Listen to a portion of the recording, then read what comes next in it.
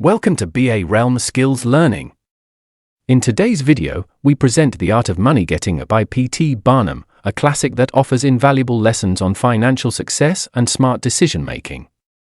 Whether you're aiming to boost your income, develop new skills, or explore fresh opportunities, this timeless resource is an excellent starting point. Join us as we delve into Barnum's practical advice and time-tested strategies to help you navigate the world of money-making and skill monetization. Perfect for anyone looking to enhance their financial knowledge and uncover new avenues for personal and professional growth. Introduction. In the United States, where we have more land than people, it is not at all difficult for persons in good health to make money. In this comparatively new field, there are so many avenues of success open, so many vocations which are not crowded, that any person of either sex who is willing, at least for the time being, to engage in any respectable occupation that offers, may find lucrative employment. Those who really desire to attain an independence have only to set their minds upon it and adopt the proper means, as they do in regard to any other object which they wish to accomplish, and the thing is easily done. But however easy it may be found to make money, I have no doubt many of my hearers will agree it is the most difficult thing in the world to keep it. The road to wealth is, as Dr. Franklin truly says, as plain as the road to the mill. It consists simply in expending less than we earn. That seems to be a very simple problem. Mr. Micawber, one of those happy creations of the genial Dickens, puts the case in a strong light when he says that to have annual income of £20 per annum and spend £20 and sixpence is to be the most miserable of men, whereas to have an income of only £20 and spend but £19 and sixpence is to be the happiest of mortals. Many of my readers may say, "We understand this is economy, and we know economy is wealth, we know we can't eat our cake and keep it also." Yet I beg to say that perhaps more cases of failure arise from mistakes on this point than almost any other. The fact is, many people think they understand economy when they really do not. True economy is misapprehended, and people go through life without properly comprehending what that principle is. One says, "I have an income of so much, and here is my neighbor who has the same, yet every year he gets something ahead and I fall short. Why is it? I know all about economy." He thinks he does, but he does not. There are men who think that economy consists in saving cheese parings and candle ends, in cutting off 2p from the laundress bill and doing all sorts of little, mean, dirty things. Economy is not meanness.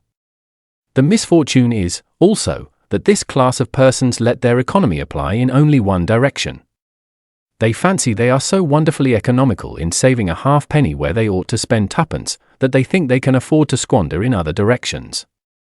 A few years ago, before kerosene oil was discovered or thought of, one might stop overnight at almost any farmer's house in the agricultural districts and get a very good supper, but after supper he might attempt to read in the sitting room, and would find it impossible with the inefficient light of one candle.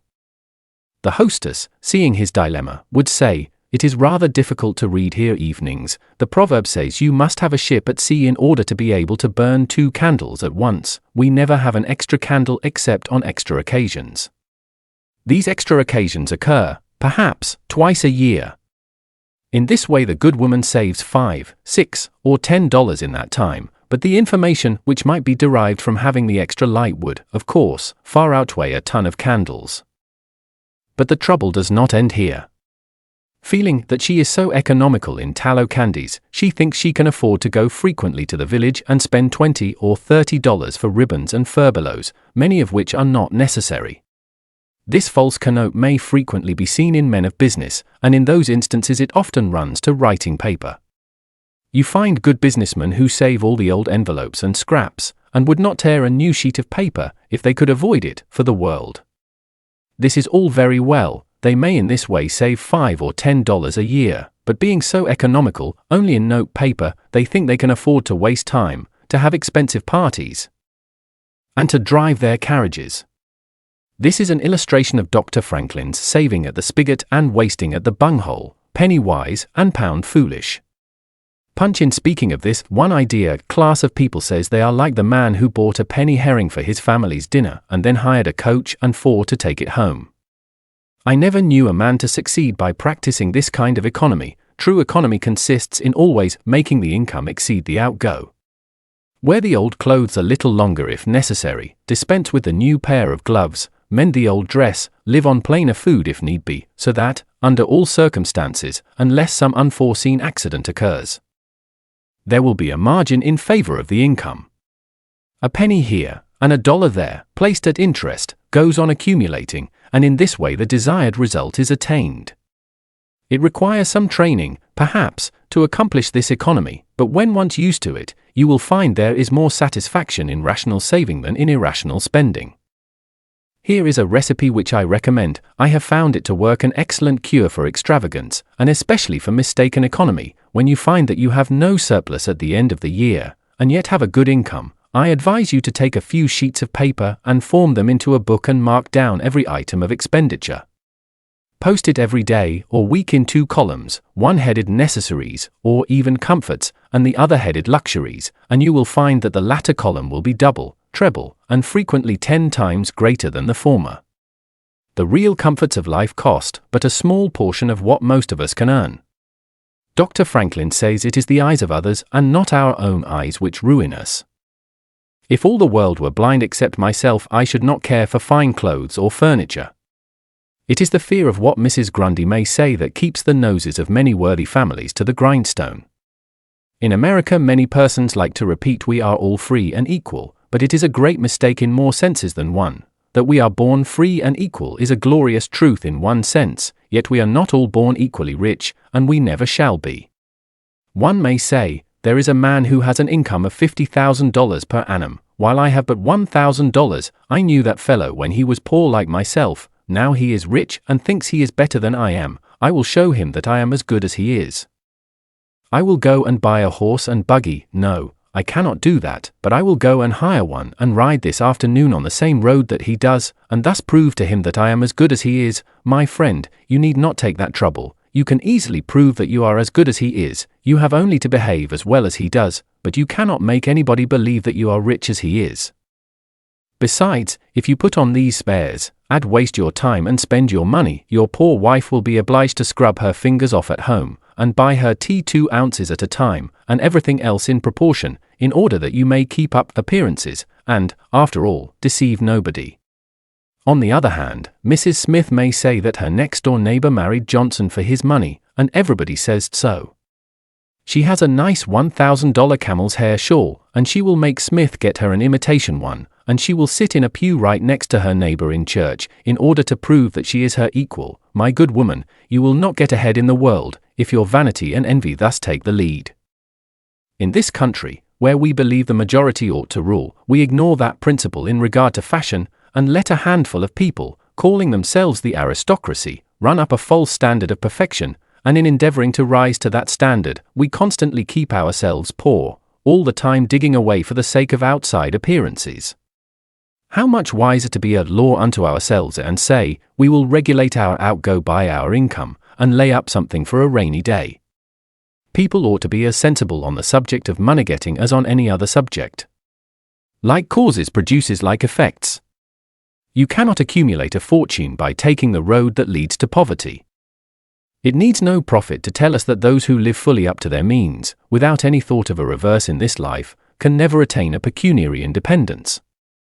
Men and women accustomed to gratify every whim and caprice will find it hard, at first, to cut down their various unnecessary expenses, and will feel it a great self-denial to live in a smaller house than they have been accustomed to, with less expensive furniture, less company, less costly clothing, fewer servants, a less number of balls, parties, theatre-goings, carriage ridings, pleasure excursions, cigar smokings, liquor drinkings, and other extravagances, but, after all, if they will try the plan of laying by a nest egg, or, in other words, a small sum of money, at interest or judiciously invested in land, they will be surprised at the pleasure to be derived from constantly adding to their little pile.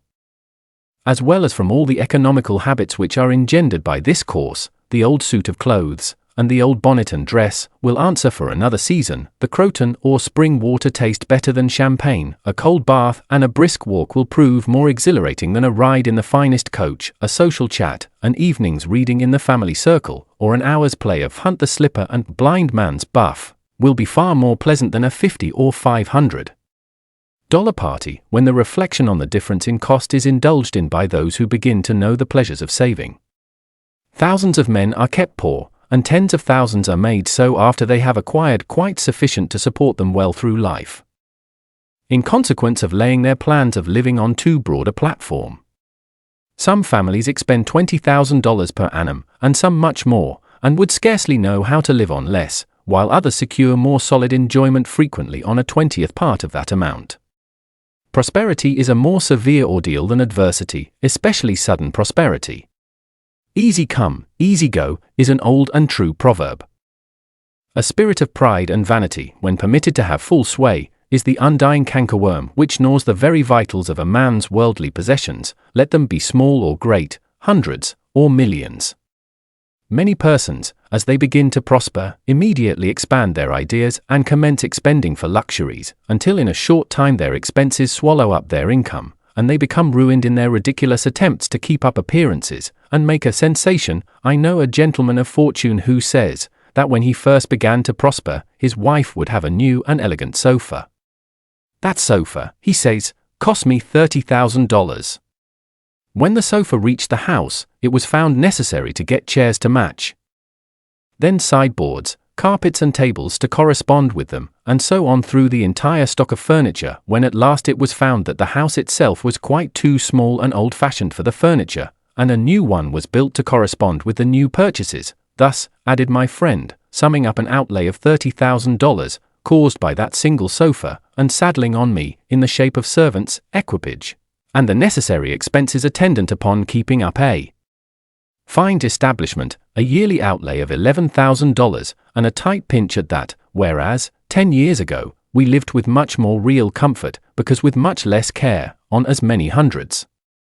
The truth is, he continued, that sofa would have brought me to inevitable bankruptcy, had not a most unexampled title to prosperity kept me above it, and had I not checked the natural desire to cut a dash a dot. The foundation of success in life is good health, that is the substratum fortune, it is also the basis of happiness.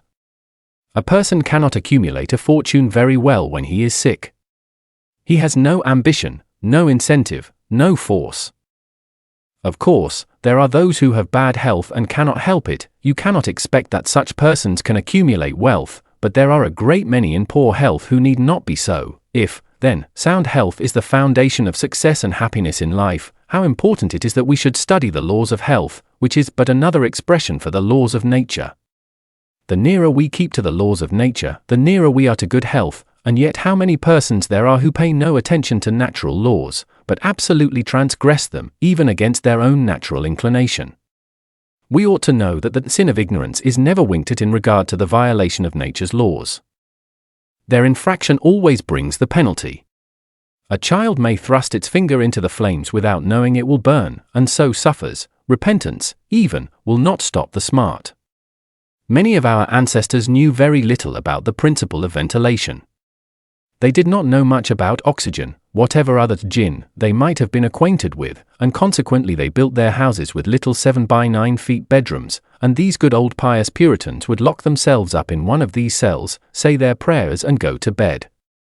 In the morning they would devoutly return thanks for the preservation of their lives during the night, and nobody had better reason to be thankful. Probably some big crack in the window, or in the door, let in a little fresh air, and thus saved them. Many persons knowingly violate the laws of nature against their better impulses, for the sake of fashion. For instance, there is one thing that nothing living except a vile worm ever naturally loved, and that is tobacco. Yet how many persons there are who deliberately train an unnatural appetite, and overcome this implanted aversion for tobacco, to such a degree that they get to love it. They have got hold of a poisonous, filthy weed, or rather that takes a firm hold of them. Here are married men who run about spitting tobacco juice on the carpet and floors, and sometimes even upon their wives besides. They do not kick their wives out of doors like drunken men, but their wives, I have no doubt, often wish they were outside of the house. Another perilous feature is that this artificial appetite, like jealousy, grows by what it feeds on. When you love that which is unnatural, a stronger appetite is created for the hurtful thing than the natural desire for what is harmless. There is an old proverb which says that habit is second nature, but an artificial habit is stronger than nature. Take for instance, an old tobacco chewer. His love for the quid is stronger than his love for any particular kind of food. He can give up roast beef easier than give up the weed. Young lads regret that they are not men. They would like to go to bed boys and wake up men, and to accomplish this they copy the bad habits of their seniors. Little Tommy and Johnny see their fathers or uncles smoke a pipe, and they say, "If I could only do that, I would be a man too. Uncle John has gone out and left his pipe of tobacco, let us try it." They take a match and light it, and then puff away. "We will learn to smoke. Do you like it, Johnny?" That lad dolefully replies, "Not very much, it tastes bitter." By and by he grows pale, but he persists and he soon offers up a sacrifice on the altar of fashion, but the boys stick to it and persevere until at last they conquer their natural appetites and become the victims of acquired tastes. I speak by the book, for I have noticed its effects on myself, having gone so far as to smoke 10 or 15 cigars a day, although I have not used the weed during the last 14 years, and never shall again. The more a man smokes, the more he craves smoking. The last cigar smoked simply excites the desire for another, and so on incessantly. Take the tobacco chewer. In the morning, when he gets up, he puts a quid in his mouth and keeps it there all day, never taking it out except to exchange it for a fresh one, or when he is going to eat. Oh, yes, at intervals during the day and evening, many a chewer takes out the quid and holds it in his hand long enough to take a drink, and then pop it goes back again. This simply proves that the appetite for rum is even stronger than that for tobacco. When the tobacco chewer goes to your country seat and you show him your grapery and fruit house, and the beauties of your garden, when you offer him some fresh, ripe fruit, and say, "My friend, I have got here the most delicious apples, and pears, and peaches, and apricots. I have imported them from Spain, France, and Italy. Just see those luscious grapes. There is nothing more delicious nor more healthy than ripe fruit, so help yourself. I want to see you delight yourself with these things." He will roll the dear quid under his tongue and answer, "No, I thank you. I have got tobacco in my mouth."